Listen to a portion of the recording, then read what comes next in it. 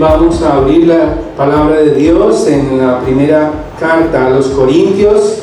Estamos haciendo un paréntesis en nuestro estudio de Colosenses. Y vamos a meditar hoy en la resurrección de nuestro Señor Jesucristo. En 1 Corintios capítulo 15, versículos del 12 hasta el 28. 1 Corintios capítulo 15, del 12 al 28. Vamos a leer como siempre la palabra de Dios y seguidamente vamos a meditar en esta verdad. Bien, dice así la Escritura: ahora bien, si se predica que Cristo ha resucitado de entre los muertos, ¿cómo dicen algunos entre vosotros que no hay resurrección de muertos? Y si no hay resurrección de muertos, entonces ni siquiera Cristo ha resucitado. Y si Cristo no ha resucitado, vana es entonces nuestra predicación y vana también nuestra fe. Aún más, somos hallados testigos falsos de Dios, porque hemos testificado contra Dios que Él resucitó a Cristo, a quien no resucitó, si en verdad los muertos no resucitan. Pues si los muertos no resucitan, entonces ni siquiera Cristo ha resucitado. Y si Cristo no ha resucitado, vuestra fe es falsa, todavía estáis en vuestros pecados. Entonces también los que han dormido en Cristo han perecido. Y si hemos esperado en Cristo para esta vida solamente, somos de todos los hombres los más dignos de lástima. Mas ahora Cristo ha resucitado de entre los muertos, primicias de los que durmieron. Porque ya que la muerte entró por un hombre, también por un hombre vino la resurrección de los muertos. Porque así como en Adán todos mueren, también en Cristo todos serán vivificados. Pero cada uno en su debido orden. Cristo, las primicias, luego los que son de Cristo en su venida. Entonces vendrá el fin, cuando Él entregue el reino al Dios y Padre, después que haya abolido todo dominio y toda autoridad y poder. Pues Cristo debe reinar hasta que haya puesto a todos sus enemigos debajo de sus pies. Y el último enemigo que será abolido es la muerte. Porque Dios ha puesto todo en sujeción bajo sus pies.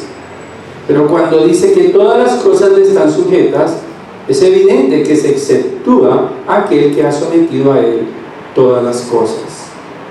Y cuando todo haya sido sometido a Él, entonces también el Hijo mismo se sujetará a aquel que sujetó a Él todas las cosas, para que Dios sea todo en todos.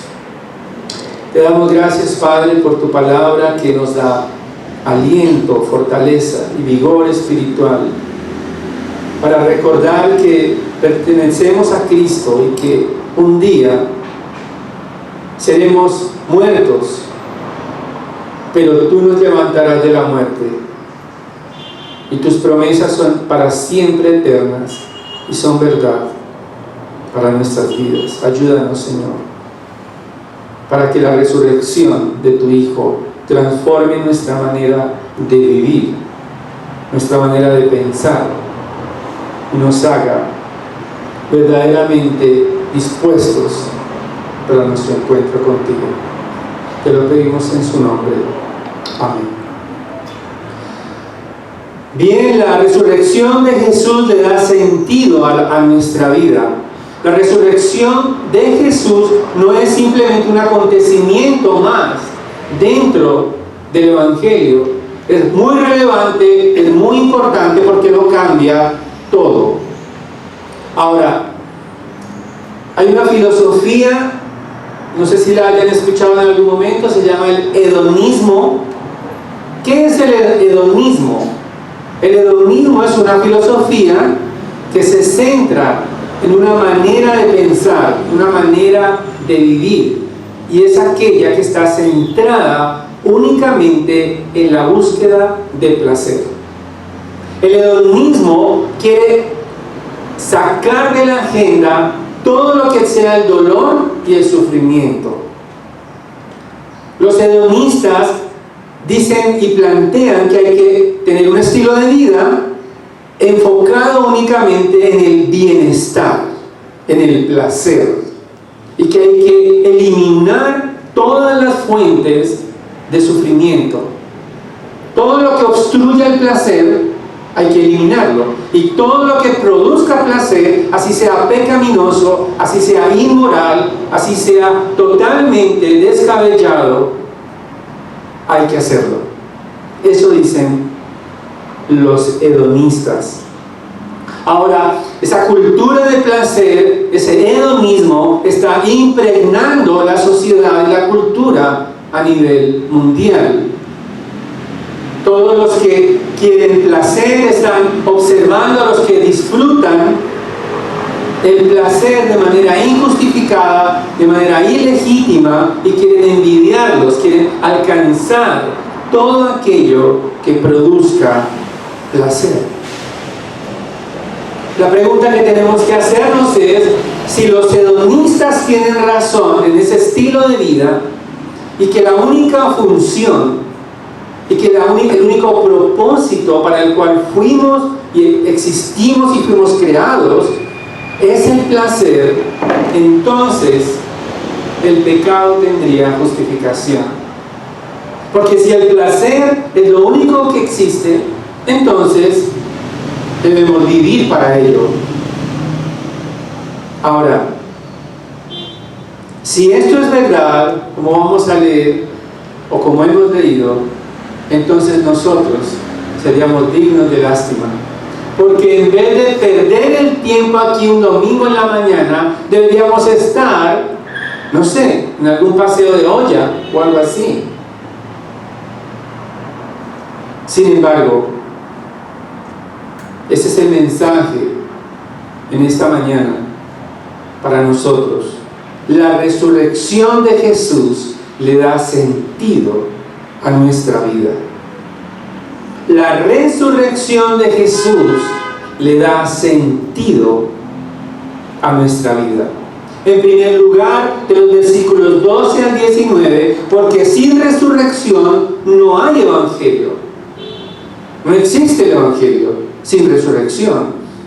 Y en segundo lugar, de los versículos 20 al 28, porque la resurrección es una realidad que afecta nuestras vidas.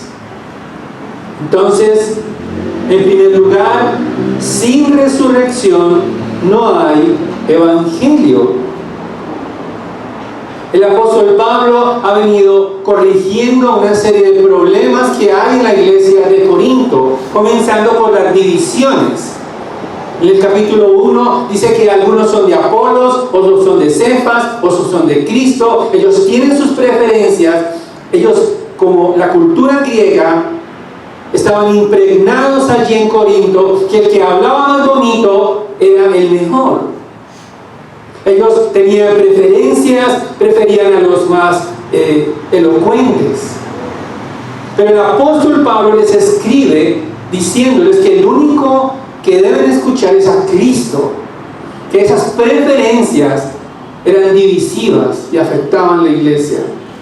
Pero también hay pecado. En el capítulo 5, el apóstol Pablo corrige, porque parece que había un creyente dentro de la iglesia de Corinto que vivía en inmoralidad, vivía con la mujer de su padre, es decir, con su madrastra. Eso tiene que ser corregido, y el apóstol Pablo ordena que sea expulsado este hombre de entre la congregación por su pecado. Pero también sus prácticas acerca de la liturgia, es decir, cuando se reunían en la cena del Señor, tenían excesos. Unos comían para sí mismos, se hacían banquetes, y cada uno tenía su propia vida o su propia experiencia en la cena del Señor, y Él les habla y les explica que la cena del Señor es un acto solemne, que no debía haber excesos porque representa la unidad de la iglesia. En el capítulo 12, ante todas esas divisiones, ante todas esas diferentes gustos individualistas, entonces el apóstol Pablo les explica que la iglesia es un cuerpo que está compuesto por órganos. Él usa esa analogía del cuerpo para mostrar que no solamente los dones espirituales son los más vistosos, los que la gente más quiere mostrar. Él les está explicando porque parece que el don de lenguas era el más llamativo, que los hacía que tener una jerarquía delante de los demás.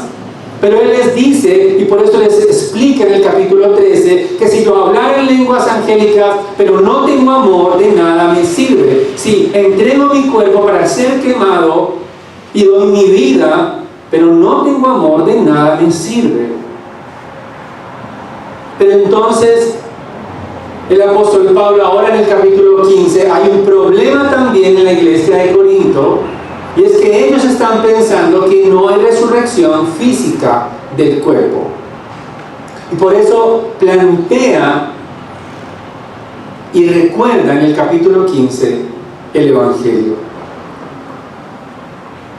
El mensaje del Evangelio tiene dos pilares fundamentales. El primero es que Cristo murió por nuestros pecados, capítulo 15, versículo 3. Porque yo os entregué en primer lugar lo mismo que recibí, que Cristo murió por nuestros pecados conforme a las Escrituras. Estaba escrito en él, en Isaías capítulo 53, que el Hijo de Dios padecería. Los salmos están llenos de profecías acerca del Hijo de Dios. Él sería, perforarían sus manos y sus pies, su costado sería traspasado, sería humillado, sería dejado solo por su propio pueblo. Pero el apóstol Pablo se centra aquí en el capítulo 15, mostrando que no solamente el Evangelio es la muerte de Cristo, sino también que Cristo resucitó, versículo 4 del capítulo 15, que fue sepultado y que resucitó al tercer día conforme a las Escrituras. Las Escrituras anunciaron que el Hijo de Dios no conocería la corrupción. El cuerpo del Rey no conocería la corrupción. En otras palabras, sin la resurrección de Jesucristo, el apóstol Pablo está corrigiendo: sin resurrección no hay Evangelio. En el verso 12, volvamos allí al texto que estamos estudiando, el apóstol Pablo presenta un escenario hipotético, pero un escenario totalmente desolador, devastador. Algunos de los corintios en la iglesia estaban planteando que los creyentes no resucitan de los muertos. Y él hace una pregunta: ¿cómo dicen algunos entre vosotros que no hay resurrección de muertos? A partir del versículo 14, entonces el apóstol Pablo se imagina, él empieza a escribir y a mostrar a los corintios cómo sería el panorama del Evangelio sin resurrección. O sea, él está planteando: si ustedes tienen razón, este sería el resultado para ustedes. Él dice: y si Cristo no ha resucitado, vana es entonces nuestra predicación y vana nuestra fe. Es decir, sería algo totalmente sin sentido si el apóstol Pablo, si no hay predicación, la vida del apóstol Pablo sería el desperdicio más grande de la humanidad. ¿Por qué? Porque él entregó su vida por el Evangelio. Y si Cristo no resucitó, la vida de él no tiene sentido. Es un desperdicio total. Y todo lo que él les predicó sería vano, es decir, sería totalmente inútil. Sería algo como destinado al basurero, si Cristo no resucitó. Ellos aceptaban los corintios que Jesucristo había resucitado, pero algunos de ellos no entendían, es decir, ellos no se imaginaban que sus cuerpos iban a resucitar algún momento. Para ellos, quizás por la cultura griega, para ellos pensaban que la materia misma, como era mala, algunos de ellos pensaban eso, entonces la materia no podría volver a recobrar su vitalidad. Sería algo así como una resurrección, pero en el espíritu. Pero el apóstol Pablo contradice ese pensamiento. Él dice en el versículo 16, en el 15 aún más, somos hallados testigos falsos de Dios, porque hemos testificado contra Dios que Él resucitó a Cristo, a quien no resucitó, si en verdad los muertos no resucitan. Es como una fraseología allí, que en pocas palabras el apóstol Pablo está diciendo: si ustedes no creen que sus cuerpos van a resucitar, entonces están negando que Jesucristo resucitó en cuerpo. Esa es la implicación. Ahora, si ellos pensaban que solamente iban a resucitar en el espíritu, como lo vemos allí en el versículo 35, dice: pero alguno dirá, ¿cómo resucitan los muertos? ¿Y con qué clase de cuerpo vienen? Ellos pensaban que Dios iba a preservar únicamente sus espíritus, pero que la materia de su cuerpo no iba a resucitar. Y eso era negar el Evangelio. Pensar que los cuerpos de los creyentes no van a resucitar es perder el Evangelio. Es lo mismo que decir que Jesucristo nunca se levantó de los muertos. Y las consecuencias serían desastrosas. En primer lugar, en el versículo 15, dice el apóstol Pablo: somos hallados testigos falsos de Dios. En otras palabras, si Jesucristo no resucitó, entonces Él sería el mayor de los mentirosos, por predicar de un Cristo resucitado. Él sería un impostor si predica que solamente Cristo resucitó en espíritu y no en su cuerpo.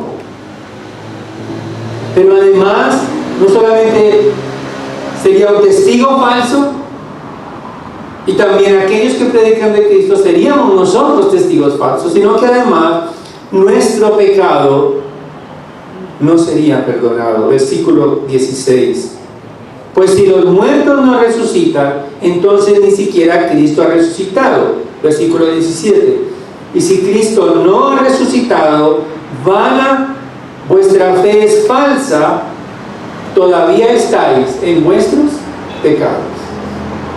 Sin resurrección estaríamos condenados a la muerte eterna. Sin resurrección, los pecados quedarían todavía allí vigentes para nosotros. Imagínense el prontuario nuestro desde que tenemos conciencia de pecado. Si imprimiéramos los pecados cometidos desde la infancia, ¿cuántos libros se escribirían? ¿Cuántas imprentas agotarían sus tintas anotando pecados? Imagínense no solamente los pecados individuales, sino los pecados de la iglesia. No acabarían, porque todavía se siguen escribiendo. Pero el apóstol Pablo está mostrando como una imagen desoladora. Si Cristo no resucitó, Él es un mentiroso, y fuera de eso, el pecado, nuestros pecados no han sido perdonados.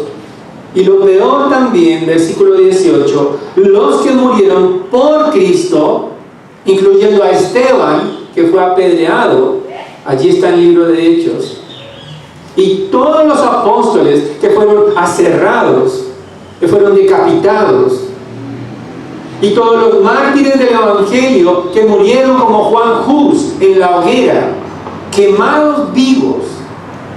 y todos los mártires que murieron en los coliseos romanos como objeto de diversión para el César en Roma. El Coliseo todavía está construido, una parte de ello, allá en Italia, donde los creyentes eran puestos como carne de cañón, como carne para las fieras, con sus niños. Si Jesucristo no ha resucitado, entonces perdieron la vida todos ellos en condenación. Es lo que está diciendo el apóstol Pablo, versículo 18. Entonces también los que han dormido en Cristo han perecido. Sin resurrección no hay evangelio. Sin resurrección somos dignos de la burla de este mundo. Sin resurrección, los hedonistas se burlarían de nosotros. Ellos deberían estar buscando placer en vez de andar por ahí reuniéndose en nombre de Cristo, de un muerto.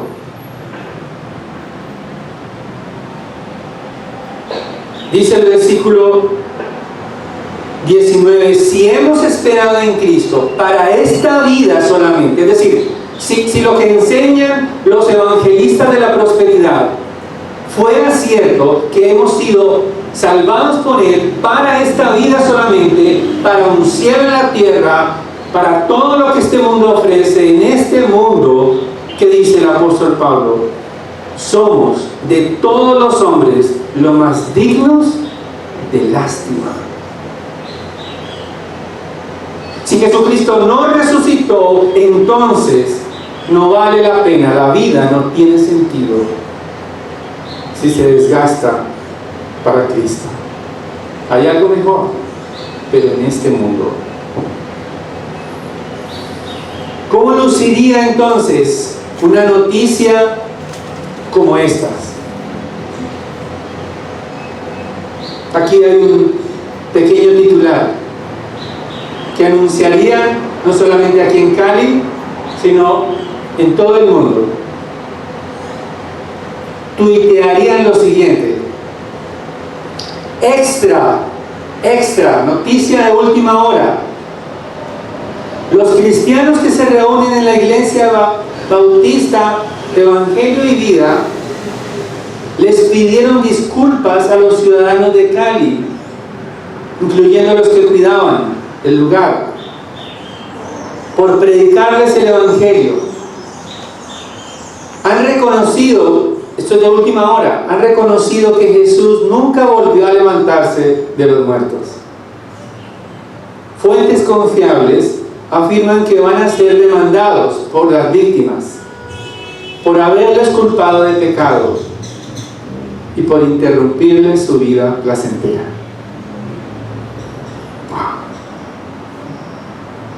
Si Jesucristo no ha resucitado, entonces seríamos dignos de lástima, porque sin resurrección no hay evangelio, y la resurrección es la que da sentido a nuestra existencia. Si Jesucristo no ha resucitado, como lo plantea allí hipotéticamente el apóstol Pablo, deberíamos avergonzarnos por predicar a Cristo, y porque no habría para nosotros ninguna esperanza. Sin embargo, veo que sus caras están un poco preocupados, cavilando en sus mentes que tal que eso sea cierto. Pero el apóstol Pablo, a partir del versículo 27, nos da la verdadera respuesta. La resurrección es una realidad que afecta nuestra vida. La resurrección de Jesucristo es una realidad que resiste la lógica y el escrutinio humano. La resurrección soporta todas las preguntas de este mundo, de los científicos, de los intelectuales, de los universitarios. La resurrección de Jesucristo es un hecho tan contundente que puede resistir la mente humana. No pensemos que estamos dando un salto al vacío al creer en la resurrección, porque la resurrección se prueba de la misma manera que se prueba la historia. ¿Cómo sabemos que la historia es verdad? Por los testigos y la evidencia física. ¿Cómo sabemos que Jesucristo resucitó? Por los testigos y la evidencia física. Es igual. No somos irracionales al creer en la resurrección. Tenemos también la Escritura, tenemos la evidencia de una vida que fue entregada a la muerte por aquellos que vieron con sus ojos a Jesucristo resucitado. Ninguno moriría por una mentira. Ellos murieron por la verdad. El versículo 20 nos dice: mas ahora Cristo ha resucitado de entre los muertos. Él ya sale de la hipótesis que estaba planteando ante los corintios y ahora habla de la realidad ahora acerca de la resurrección, que no es una idea, no es una locura, no es un invento, es realidad. Mas ahora Cristo ha resucitado de entre los muertos, primicias de los que durmieron. Esa palabra primicias tiene que ver con Levítico capítulo 23, donde allí se explica cómo dentro de las diferentes costumbres o la ley que fue impuesta a los israelitas, ellos debían presentar unas muestras de los cultivos cuando fructificaban. Los primeros frutos ellos escogían las primicias y las presentaban a Dios como un acto de gratitud, y esas primeras primicias, esos primeros frutos eran una representación de que todo lo que ellos iban a disfrutar y a comer le pertenecía a Dios.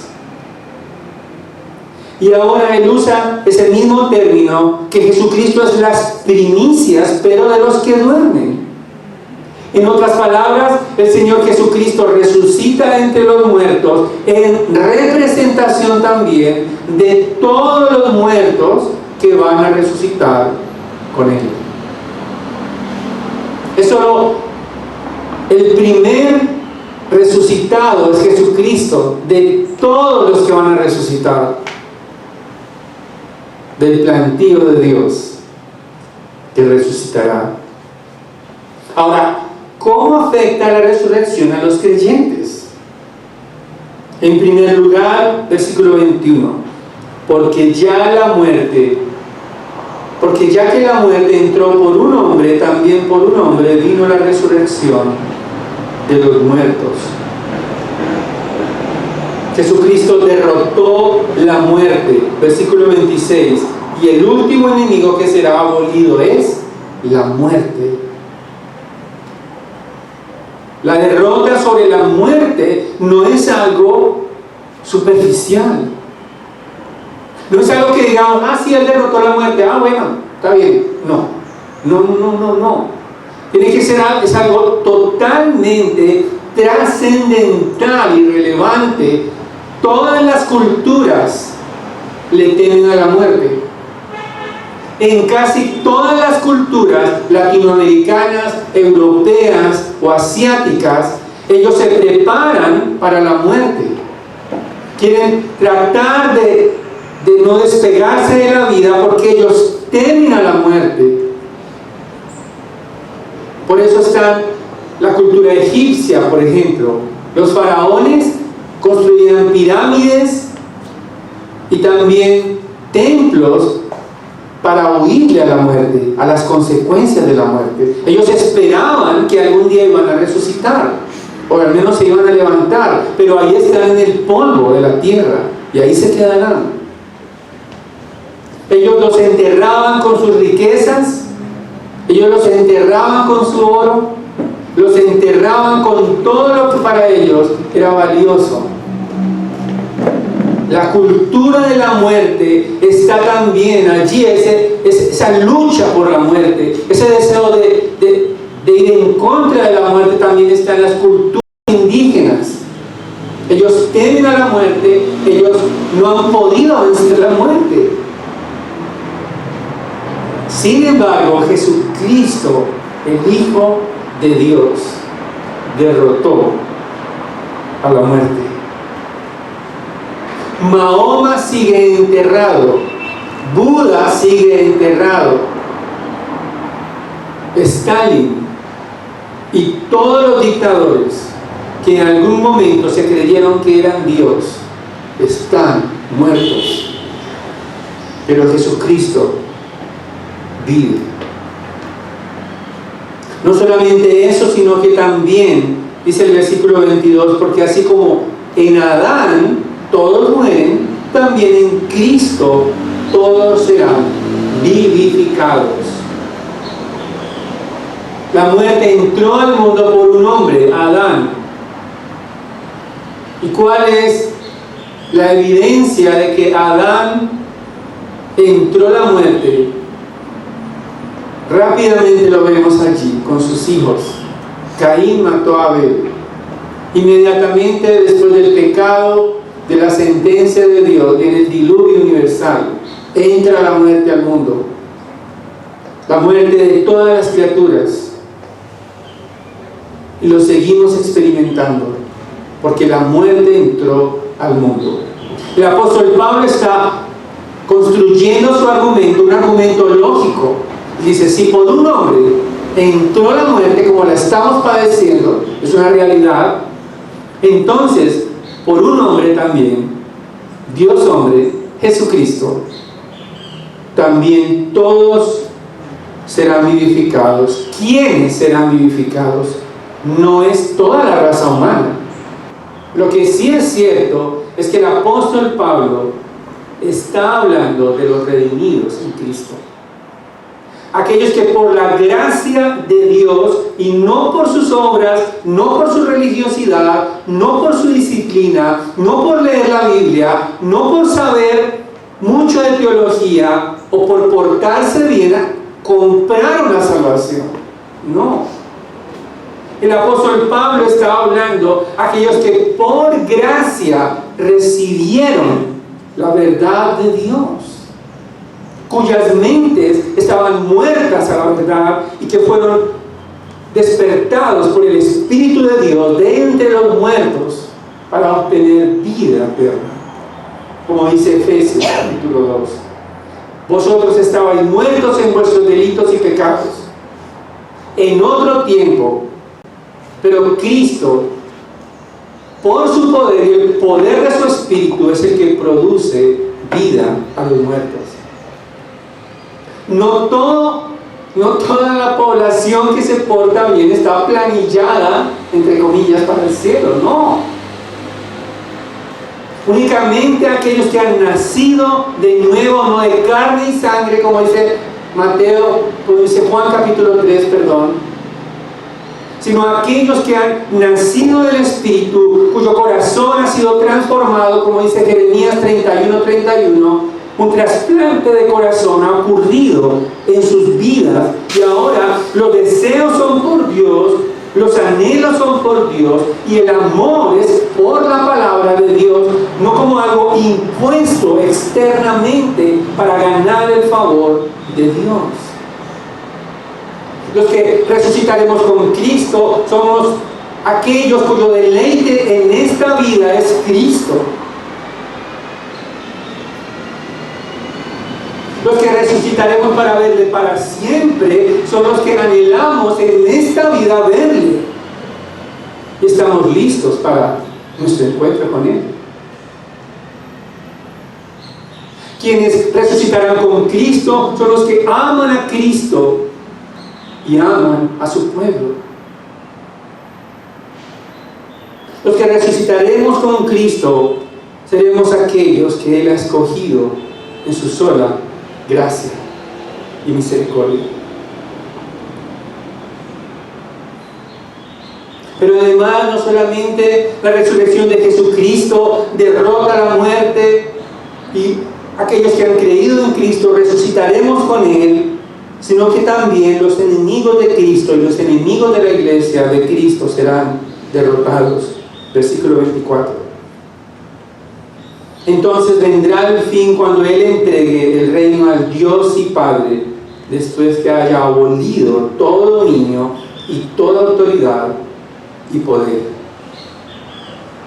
Jesucristo derrotará y dominará para siempre en su venida a todos sus enemigos. Todos los que compiten con Cristo en esta tierra serán derribados, serán avergonzados.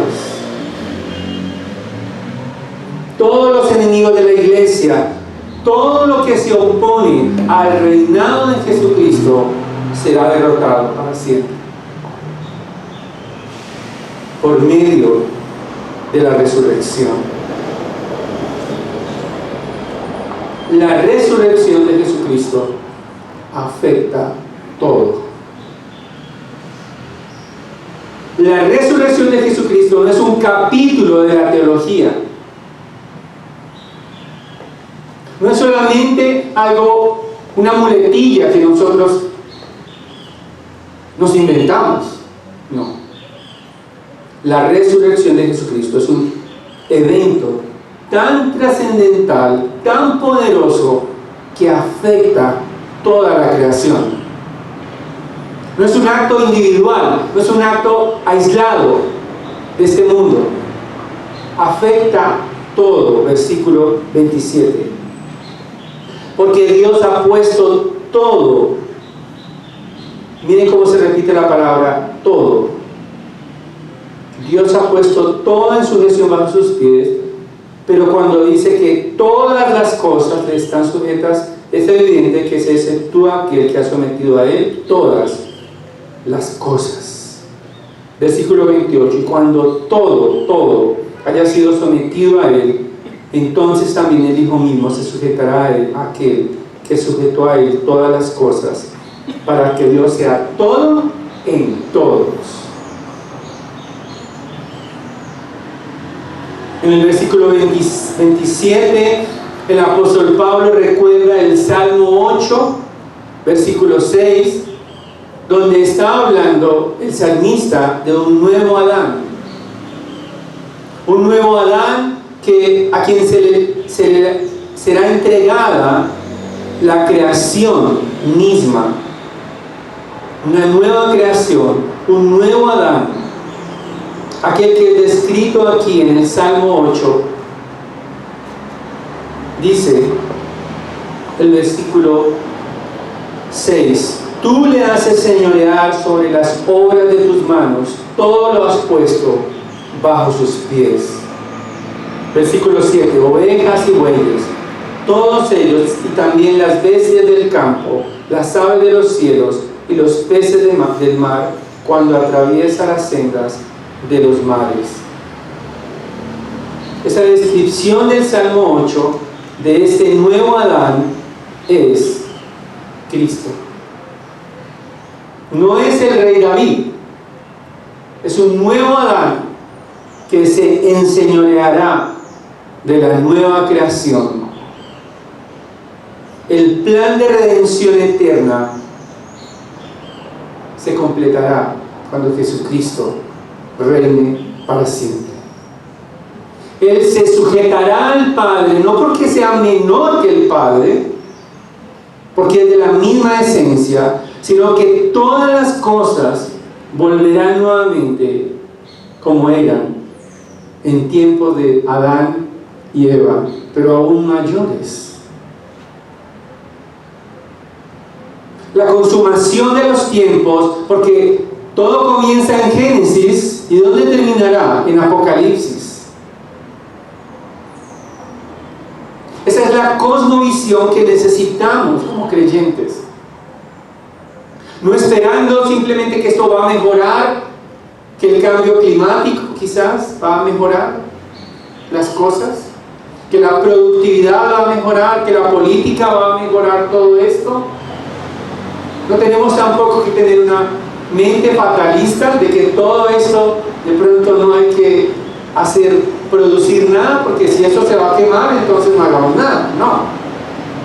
Pero sí tenemos una esperanza en Cristo, una nueva creación.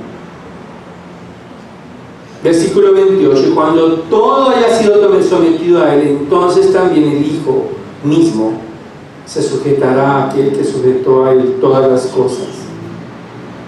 Él se sujetará al Padre, porque en todo tiempo en esta tierra se sujetó a Él, pero será consumado en la eternidad la sujeción del Padre, y el Padre, que es el creador de todo, volverá nuevamente a controlar todas las cosas, y estarán incluidos aquellos que resucitan de entre los muertos. Una nueva creación, un nuevo cielo, una nueva tierra. ¿Realmente esta realidad afecta tu vida? ¿Realmente esta realidad da sentido a tu existencia, a nuestra existencia? Ahora, ¿cómo están llamados a vivir aquellos que tienen la certeza de resucitar con cuerpos inmortales? Más adelante, el versículo 33, dice el apóstol Pablo allí en 1 Corintios 15: no os dejéis engañar, las malas compañías corrompen las buenas costumbres. Versículo 34: sed sobrios como conviene y dejad de pecar, porque algunos no tienen conocimiento de Dios. Para vergüenza vuestra lo digo. Estamos llamados a no dejarnos engañar por aquellos que predican que la vida solo es lo que experimentamos en este mundo. No podemos dejarnos engañar de aquellos que predican un cielo en la tierra.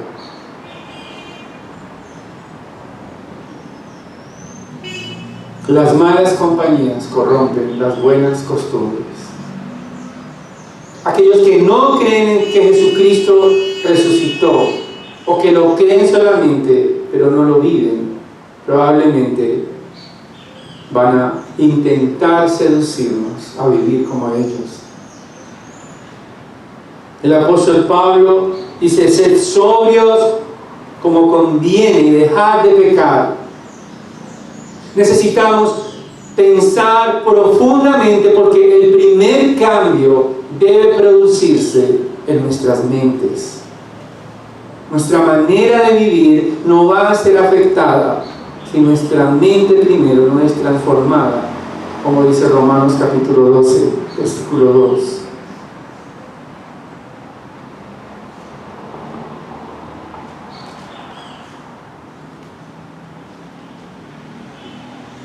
¿Verdaderamente resucitarás con Cristo? ¿O tienes todavía dudas acerca de esa resurrección? Prepárate para vivir en el cielo nuevo y en la tierra nueva. Como cuando uno hace un viaje y se prepara. ¿Tienes preparadas tus maletas cuando Él aparezca en gloria?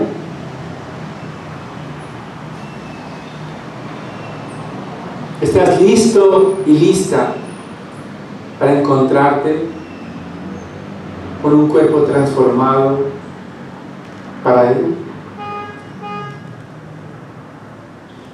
¿Qué debería cambiar en tu vida para que tenga sentido la resurrección?